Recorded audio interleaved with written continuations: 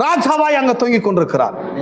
அவனுக்கு போய் கேட்கறாங்க, தெரியாம தப்பு பண்ணிட்டோம், ஒரு போர்டை நீங்க மாத்தி போட்டீங்க, போர்டு எடுத்து வேற போர்டு வைங்கன்றாங்க. என்ன போர்டுப்பா அதுன்னு சொன்னா, இவர் யூதருக்கு ராஜன்ற போர்டு தான் சரி கிடையாது, அந்த போர்டை மாத்துங்கன்றாங்க. அவன் சொன்னா, இது காயலாங்கடை விவகாரம் கிடையாதுப்பா, நீ சொல்ற மாதிரிலாம் அப்பப்போ போர்டை எழுதி எழுதி மாத்துறதுக்கு போர்டு அங்க போறதுக்கு மேலே இங்க அப்ரூவல் ஆகுது, எங்க அப்ரூவல் ஆன பேர் ரெக்கார்டிங் பதிவாகுது. ஒரு எழுத்த மாத்தணும் சொன்னா ரெக்கார்டெல்லாம் மாற்ற வேண்டியதாகும். நீ போயிட்டு வா, போட்டதுதான். இவர் யூதருக்கு ராஜாவான் டிக்ளேர் பண்ணது யார்?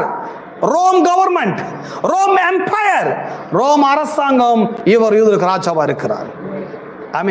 அப்ப ராஜாவுடைய கான்செப்ட் என்ன, ஒரு ராஜாவுடைய சித்தாந்தம் என்ன, ஒரு ராஜாவுடைய நோக்கம் என்னன்னு சொன்னா, ஒரு நாட்டை ஒரு ராஜா கையகப்படுத்த